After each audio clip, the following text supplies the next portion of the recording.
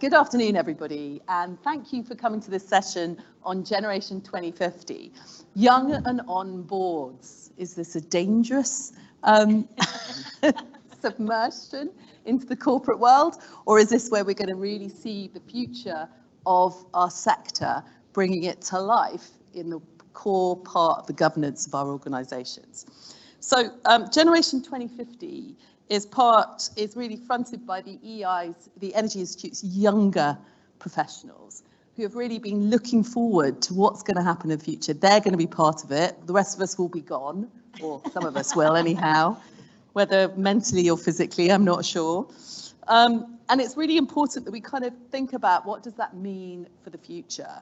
And one of the things that I've been really excited about, and Michael will talk about his role later, but he came to us at the EI Council to come and talk about how the younger generations can play a role within the EI, the Energy Institute, and our different parts of our institutions. And really, what I'm passionate about and what I'm really excited to see is the fact that we can see that going through every single part of our organisation and really start listening to the next generation about what do they want around their professional development, what do they need in terms of the technical guidance for the industry, and how are they going to come forward and lead it.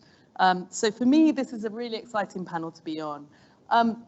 Also, sort of a couple of years ago, I stepped down from my main role as a professional, where I was CEO and founder of a company called Good Energy, renewable energy supply company, which I founded about 20 years ago.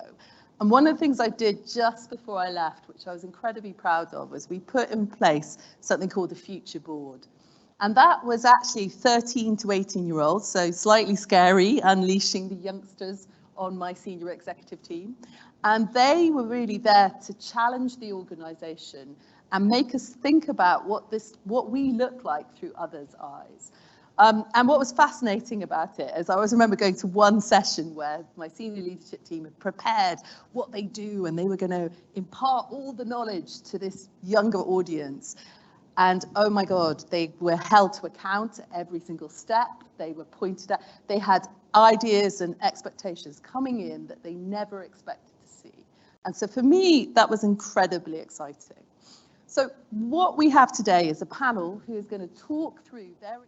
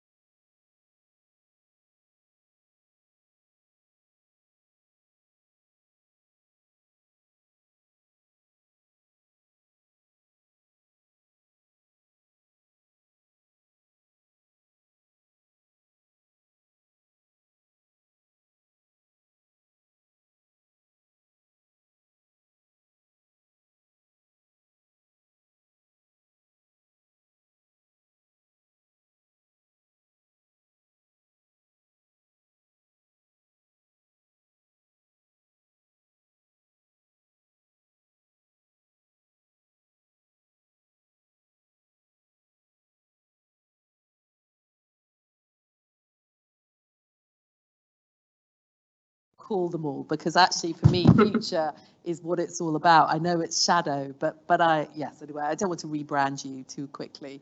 I'll stop doing that now, stepping over my remit here. So finally, I'm going to come to Lisa, who will give us a sort of a wider view. So Lisa, thank you. So it's very nice to be here. My name is Lisa Jones. My background is not working in energy at all. My background is actually working in ad agencies. But it was in that environment that I got my first board role when I was in my sort of mid to late 20s. And it was really significant for me that I got put on the board. And the reason it was significant is because I stepped outside of my day-to-day responsibilities and had this real privilege of understanding how a business worked. So I was involved. It's like sitting on a helicopter, sitting on a board, and you're looking at all the issues that that organisation faces. So you're looking at the strategic direction of the organisation, the finances of the organisation. It was really pivotal for me. Since then, and I'm quite a lot older than that now, I've always sat on boards either as an exec or as a non-exec. I'm here representing next-gen directors because I think that everybody at all stages of their career, and particularly those in the early stages of their career, say 0 to 10 years, should be thinking about how they sit on boards. And what I'm saying by that is sit on a shadow board, find an organisation that you're passionate about and try and sit on their board, either as a non-exec, as a trustee, as a school governor, if you're interested in changing the education space, so more girls, we get more diversity of people studying STEM subjects. Whatever it is, follow something that you're passionate about, but get yourself on a board early. So I would say that to individuals, get yourself on a board early because there's real benefits to it. It starts to build your strategic understanding. It builds your business acumen. It gives you different networks to belong to. So for these guys sat here, I think what a privilege to be part of that shadow board, just in terms of the skills that you will meet, the networks of people that you will meet. And actually, I had the privilege of working with Becca on the Renewables Shadow Board, just talking to them and saying, okay, this is an exciting opportunity, but what does it mean to sit on a board? What does a good board look like? And once you've built up that skill and that knowledge, you're giving back to your industry in terms of giving different perspective. I think that's really, really important. But also you then can leverage those skills. So you can use those skills that you've learned to step outside of the organisation into different areas to build your leadership potential and to create real value for the organisations that you're either part of or the boards, the external boards that you're sitting on. So for me, I really want to energize people to think about how they do that. You need to either do that as an individual, but for all of those of you who are in here representing organizations, set up shadow boards.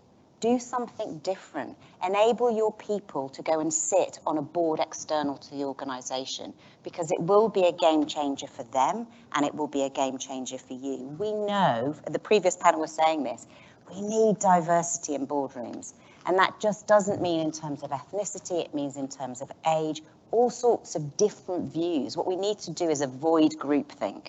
And the only way to do that is to gather different people around the table. So yeah, I'm passionate about opening up sort of like the agenda to get different people, different voices, because the business benefit is huge. So I think I'd say, why wouldn't you? Lisa, I'm going to stop there. Lisa, thank you. And as we're all sitting here and going, can we just package this? And I can just take it. I want to take it to about 4 organisations I'm involved in and just plonk it down in front, because it's really interesting, because I think a lot of organisations get really worried about this. They get slightly free. How are we going to do this? Or if we open the door and let some of these people in, what have we unleashed? And just wanted to come to you in terms of give me an example of really how it's changed life for you. We'll come to the organisation later, but give me one example of what dramatic difference does it really make in terms of your thinking, in terms of the way you operate? Good question. Yeah, I think in a sense of the energy transition, being involved. So part of the Young Professional Network, obviously we had our committee, and it sort of highlights to, I guess, senior leadership that there's a group of people that are engaged, that are energized, that are interested in the business, and that take an interest in what the business is doing. Yeah. And as part of that, when it came to inviting, wanting to have young people and young professionals represented within strategy days, for example, that was something which they went to the committee for, because we have people that are interested in the business. And so for me, getting invited to come along for business strategy day, when you're looking at okay, how does the engineering services, or now the energy services business, transform itself from engine, similar to how Dev Sanyal was talking this morning around engine 1, engine 2, the same way that those businesses are, if you're an operator, an asset owner, you're thinking about how do we do that. All of the engineering and energy services businesses are also scrambling and figuring out, okay, how do we offer the service that those operators need? And prepare ourselves to, similar to Michael's role as well. How do you then prepare yourself to offer those services? Because when BP comes knocking on the door saying, "Oh, we want to do a blue hydrogen project, can you help us?" What do you say? Or you want to go into a green hydrogen and assess the offshore capabilities for it. You got to understand what the operators and what your clients want ahead of time, to then be able to anticipate and provide those kind of services.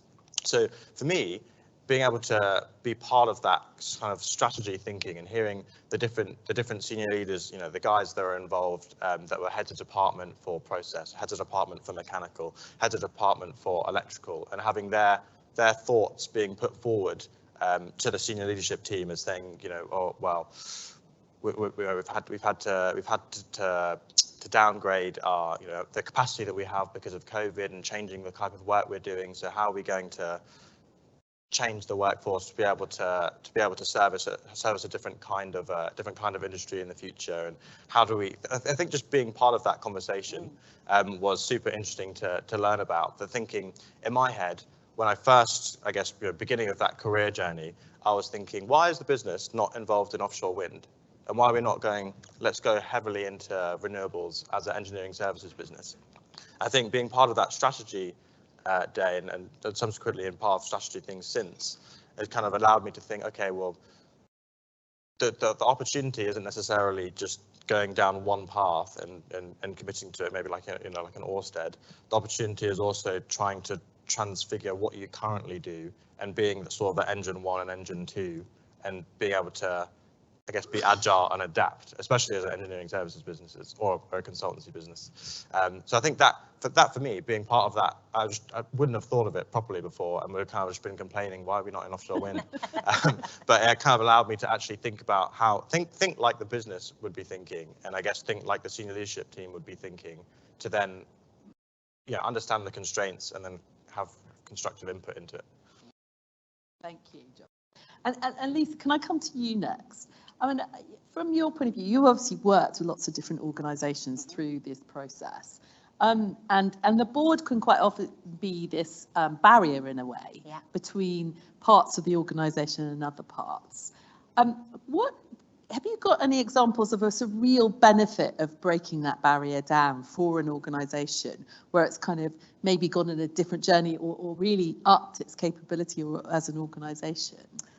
Yeah, well, Renewables UK is a great example, so we should probably ask Beccie that. But I think, organisations no longer can just pay lip service to the fact that they want diversity, and they've got to be demonstrating that they're actually doing it. So I think, seeing organisations at the, boards at the top, they're the ones that are setting the culture and the tone of the organisation and what happens. So, you get all the new generation come in and they're looking to the top saying, what's the culture, what's happening? And actually for those organisations that have stepped out of their comfort zone and set up shadow boards or set up things like ERGs, which are really important to hear different voices, have benefited from those different perspectives.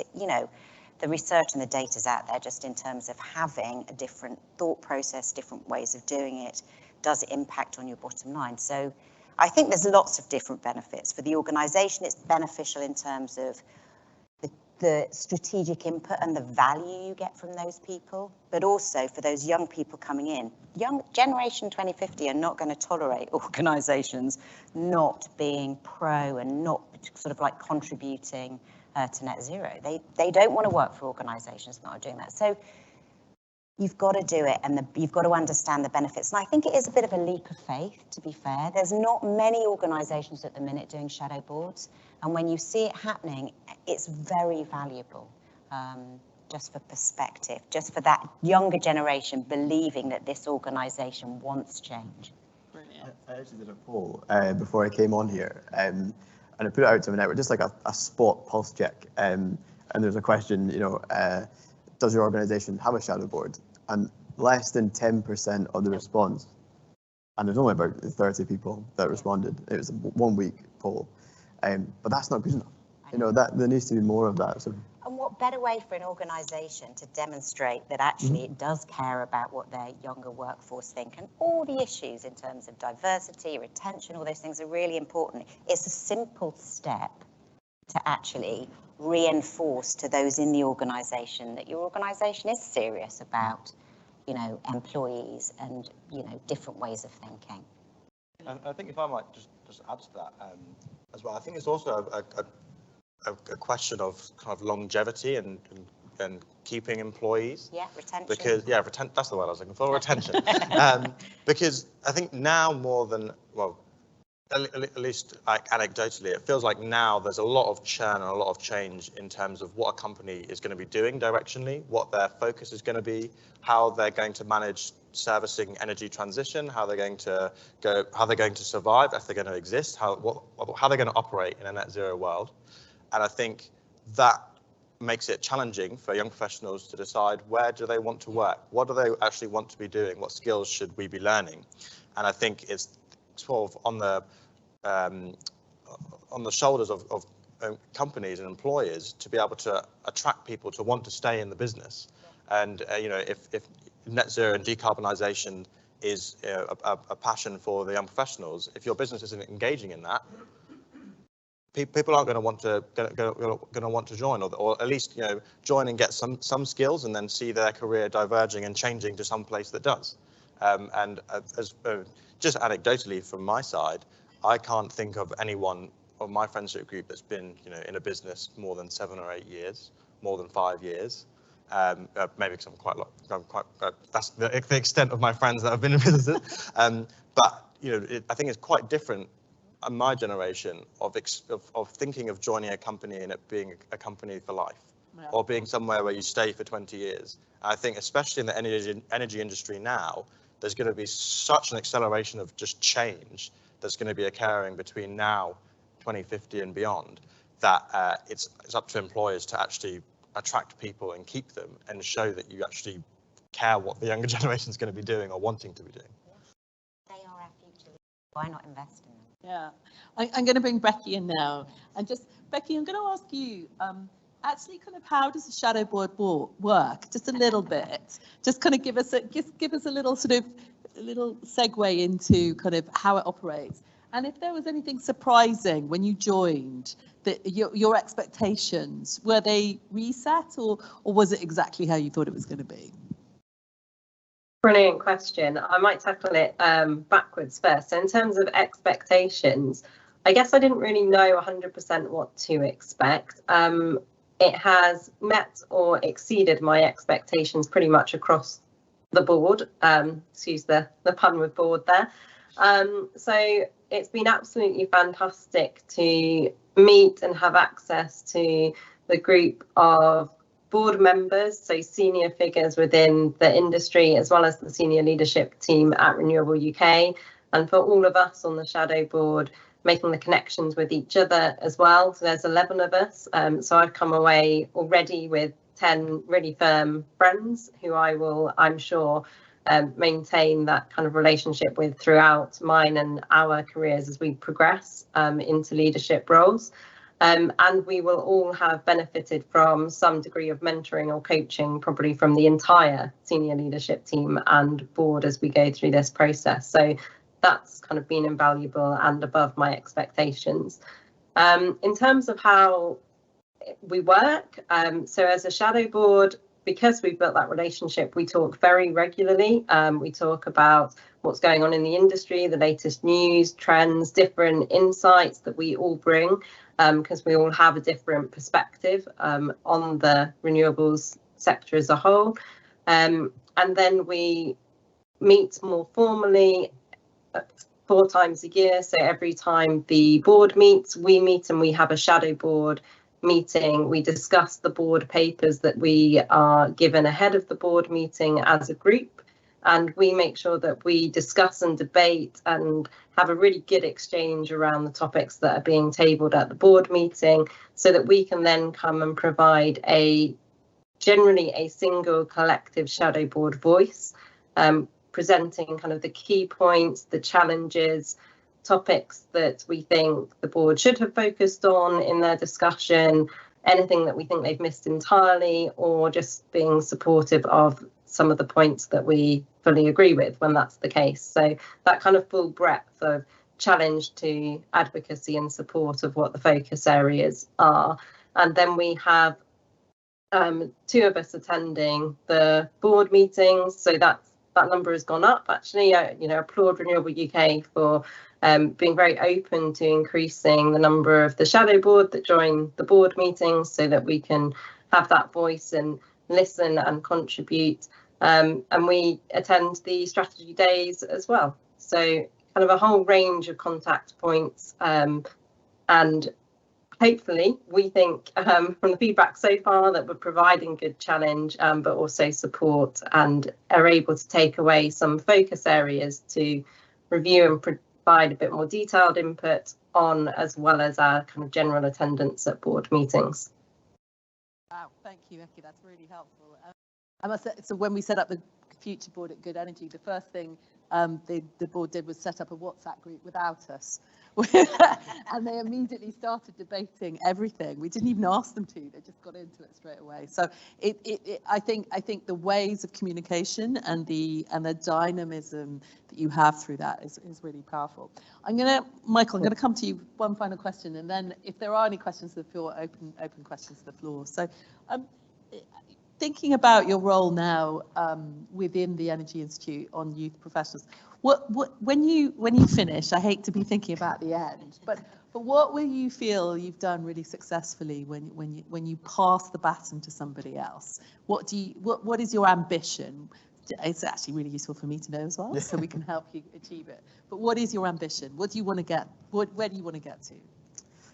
I think for me, ultimately, it comes back down to creating a wide range of young professionals who can penetrate right across the industry, across as many boards, initiatives, reverse mentoring as possible. And for me, I think more and more young professionals get motivated about what legacy they're leaving behind, what they get up in the morning to do, what they feel passionate about in terms of their work.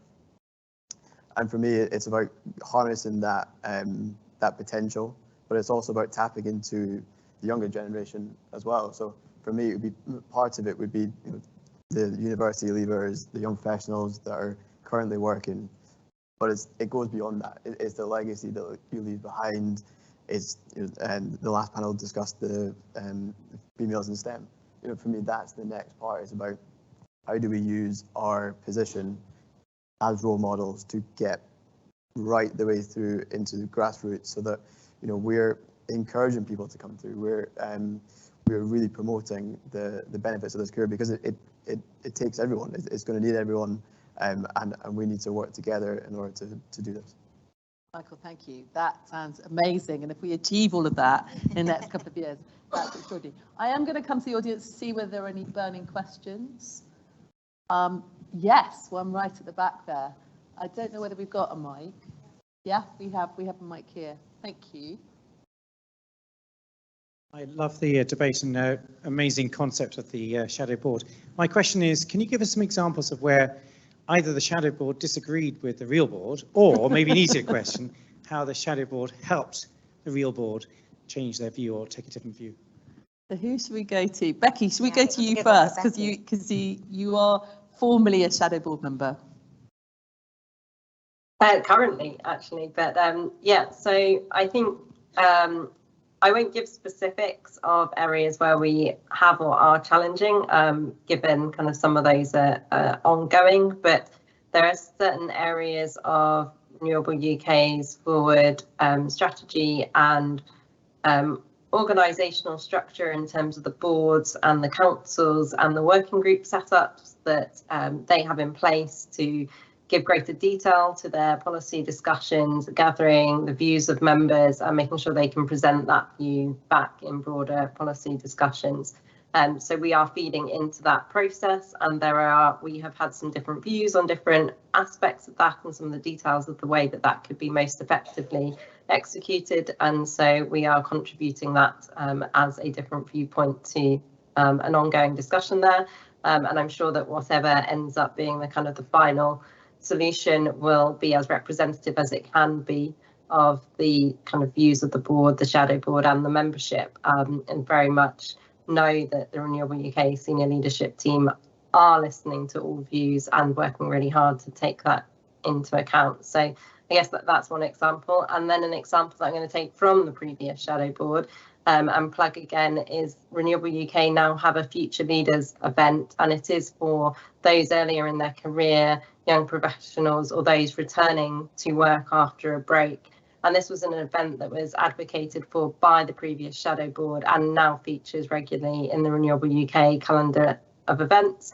And it's like a really targeted, very different event that gives opportunity for those earlier in their careers to have access to guidance, mentoring, and more kind of one-to-one sessions with senior leaders across the industry. So I think that's a really fantastic, positive example of where a recommendation and a change has been put into action really successfully.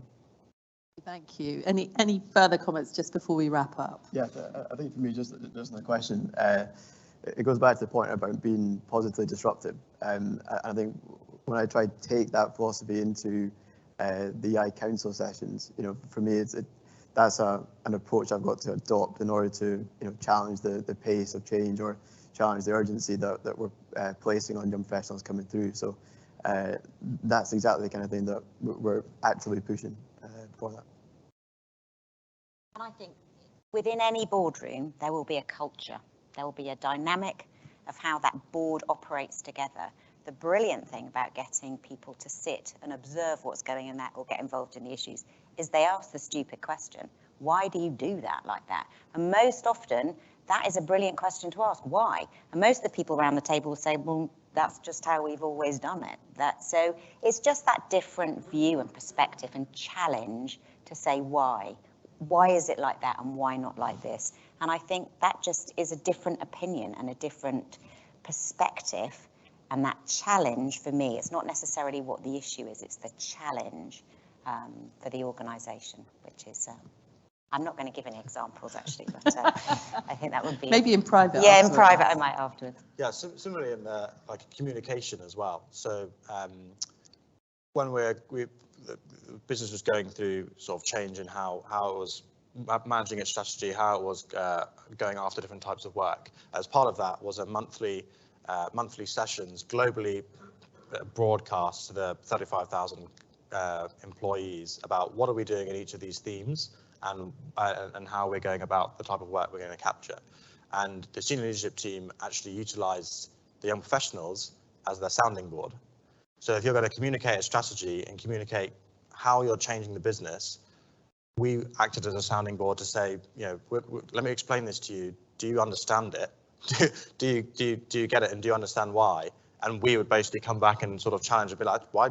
This doesn't make sense. Or if you're saying you're going to, skill up in this area, how can you skill up if you haven't been supporting it in the past? Or things like that, to be able to, I guess, be the sounding board of the messaging and the communication has to get through to everyone, and we'll, I guess, be your naturally unexperienced denominator that can provide the, like, as Lisa was saying, it can ask the silly questions.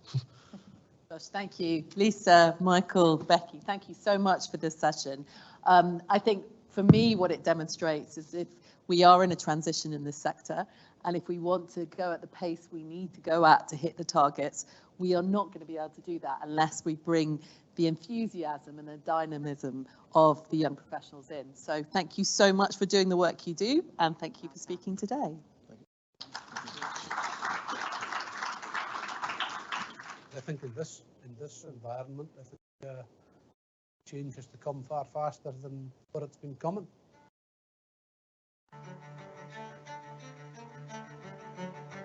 And I can see the differences in climate, the differences that we've found over the years. I think it's really important that we're doing everything we can do to reduce our carbon footprint. I'm concerned that we're not doing enough now. We probably need to get there quicker than we're moving at the moment. I hope we will move quick enough, and we certainly need to move quicker than we are now. So we've got to learn from that generation coming through, and by taking the learnings, how do we meaningfully apply that into daily business? We see what's happening with climate change, and we've all got a part to play. It's not about switching conventional energy off, because we can't do that. I think that anything we can do that will have a wide-reaching effect on the world is something that's worth doing. It will take time, yeah. But certainly what we're doing with offshore wind, that's big steps forward in reduction of carbon. What I've seen, very strong foundations are laid. Now it's really starting to build on that. The changes that are going to come, this is the first of them, and maybe one of the biggest, but it's not going to be the last. Nature will start showing the world what has to happen, and when you start seeing nature taking over and showing people what's actually happening, then you will start seeing a bigger response. You can't go backwards. All you can do is start now. And we need to be starting now.